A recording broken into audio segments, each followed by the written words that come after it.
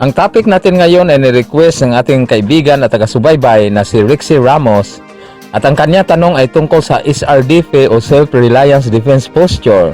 At para naman sa mga nag-request, hintayin lang nyo dahil sa dami kasing nag-request, kaya ipangako ko sa inyo na magawa natin yan bago matapos ang termino ni President Bongbong. Pero bago tayo magpatuloy, huwag niyong kalimutan pindutin ang subscribe button para lagi kayong updated.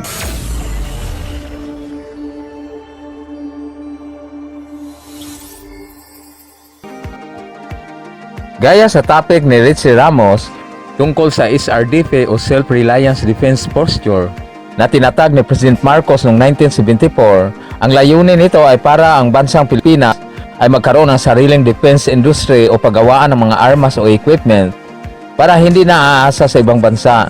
At ang mga opisyal ng depensa sa Pilipinas noong panahon na yon ay nakipagkita sa mga local manufacturers para sila ay hikayatin sa paggamit ng tutubong kagamitan at ang kanilang kapasidad sa production para sa paggawa ng mga armas, radios at iba-ibang mga ammunition. Ito ang layunin ng SRDP o Self-Reliance Defense Posture. Kasama ang government arsenal at ang mga local manufacturers, ang kaibahan nito sa ngayon Armed Forces of the Philippines Revised Modernization Program ay ang SRDP ay hindi umaasa sa pagbili ng mga armas sa ibang bansa dahil ang Pilipinas na mismo ang gumagawa sa pamagitan ng SRDP project, habang ang Armed Forces of the Philippines Modernization Program ay i-modernize ang military or Armed Forces of the Philippines sa pamamagitan ng pagbili ng mga armas at equipment sa ibang bansa. Noon kasi ang Pilipinas ay nakatanggap ng maraming mga armas at defense equipment mula sa US sa ilalim ng RP-US Defense Assistance Agreement noong 1947. Ang pagkuha sa mga nasabing armas at equipment ay pinupunduhan ng USAID grant na tinatawag na FMP or Foreign Military Funding.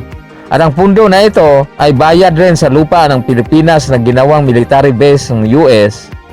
Ang acquisition ng mga nasabing hardware na nanggaling sa US government sa pamagitan ng FMS or Foreign Military Sales. Kaya sa panahon na yon, ang US Defense Industries ay minomonopolize ang lahat ng mga armas at equipment sa Armed Forces of the Philippines. Pagdating ng 1970s, tumitindi kasi ang tensyon, lalo na sa Mindanao dahil dumadami ang Muslim secessionist movement hanggang sila ay nagrebilde at lumalaban sa gobyerno. At ito ang panahon na ang Pilipinas ay nangailangan ng karagdagang mga armas at equipment.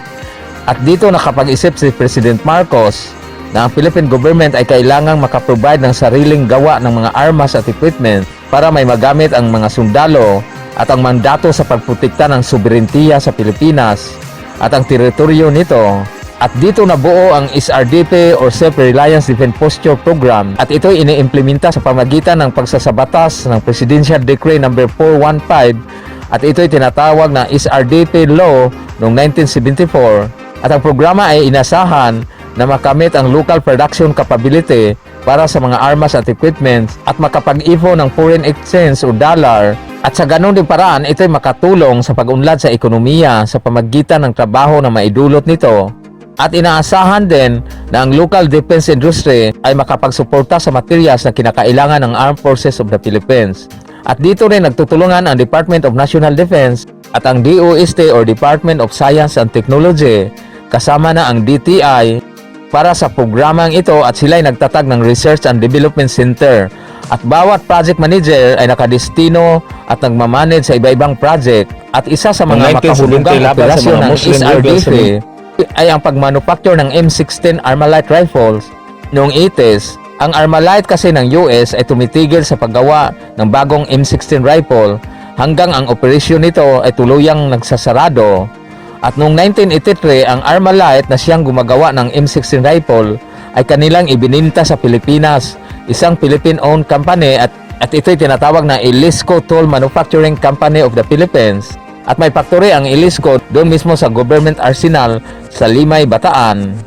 At ang Elisco ang gumagawa ng lahat ng Armalite rifle ng mga kasunduluhan sa Pilipinas mula noong 1983.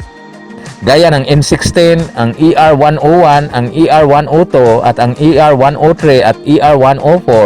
At hindi lang yon, ang ilang mga manufacturer ng armas sa Pilipinas noong panahon na yon ay gumagawa din ng mga armas at kanila itong ini-export sa ibang bansa gaya ng Sri Lanka, nag-i-export ang Pilipinas ng mga mortar at mga rifle na M16 kasama na ang mga bala hanggang napatalsik si President Marcos noong 1986 at pati ang kanyang mga programa ay napatalsik rin. At dahil dito ang Ilisco bilang private company na nakabase sa government arsenal sa Limay, Bataan ay naguguluhan sa bagong administrasyon ni President Cory dahil ang mga tauhan ni President Cory ay lahat gustong kumikita. Kaya isinira na lang tuluyan ng Ilisco company ang kanilang factory doon sa government arsenal. At pati na ang PADC or Philippine Aerospace and Defense Corporation na tinatag noong September 5, 1975 sa layunin na ang Pilipinas ay makapagawa ng sariling eroplano para hindi na aasa sa ibang bansa. Although nagpatuloy pa ito hanggang 2019 at natigil din sila sa paggawa ng project nung napatalsik si President Marcos. Halimbawa na lang noong 1980s, nakapag-develop sila o nakapagawa sila ng eroplano na tinatawag na Defiant 300. Ang prototype nito ay matagumpay na nakalipad noong 1987. Ito ay gawa ng kahoy at fiberglass. Natalino talagang mga Pinoy.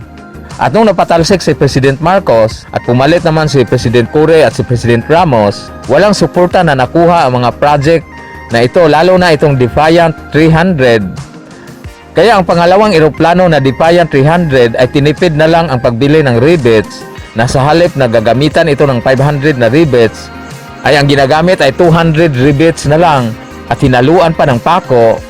At ang ginamit na kahoy ng Defiant 300 ay sa halip na plyboard ay plywood na lang ng maninipis na ginamit sa katawan ng Defiant 300. Kaya nung lumipad ang Defiant 300 ay hanggang 4 lang na dipa ang inabot nito at mas mataas pa ang lipad ng mga wakwak at manananggal at nagkatanggalan ang mga plywood o katawan ng eroplano dahil kulang sa rivets Kaya ang natira ay ang piluto na lang na nakalitaw sa hangin na parang manananggal.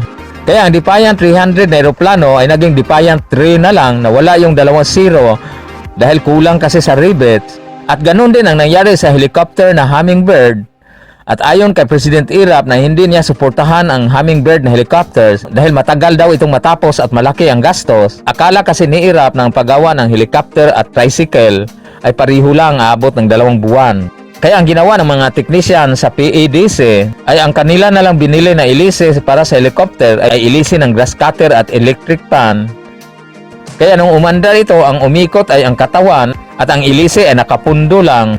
At mayroon pang isang project ang PADC bago ito ipinisara ni President Duterte noong 2019 at ito ang military drone. At dahil ang pundo para sa project na ito na drone ay ibinigay sa mga mag-retire na mga general, ito ay 50 million bawat isang general o chief of staff na magretiro. Ito yung tinatawag na pabaon system. Dahil dito walang pundo ang drone project, kaya nung matapos ito, nagkaroon ng problema dahil ang remote control ang lumilipad at ang drone ay nasa lupa lang nakangiti. Kaya grabe talaga ang corruption sa armed forces, pati nga pundo sa hospital ng Biluna ay ninakaw rin at marami pang mga ghost project. At aywan ko kung may nakulong ba. At isa pa sa pinakamalaking project ng Marcos administration noon ay ang paggawa ng Santa Barbara Project. Ito ay ang paggawa ng MLRS o Multi-Launch Rockets Launcher na pinapangalang Bongbong. At ganun din nung napatalsik si President Marcos at siyempre napatalsik din ang project na ito. At ngayon ay si President Bongbong na naging presidente ay siyempre lalong dadagdagan niya ang mga bagong armas at equipments na inumpisahan ni President Duterte. Noon kasi sinabi ni Bongbong na hindi na kailangan bibili ng MRF o multi-role fighter at ang gagamitin na lang ay mga tabanog o saranggula at hindi na kailangan bibili pa ng mga missiles dahil kwites na lang daw ang gagamitin at lalong hindi dadagdagan ang mga frigates dahil bibili na lang daw ng pambot dahil wala naman daw gira. Noon yun, no, senador pa si Bongbong. Aywan ko ba? Minsan nakakalito talaga pag dito ka titira sa Pilipinas. Bago tayo magpaalam, shoutout ko muna ang ating mga kaibigan gaya ni Glenn Dos TV, ni Edgar Malinas ng Sipukot Camarines Sur, ni John Mark Rio at si Joanna Mercado. Hanggang sa susunod, maraming salamat.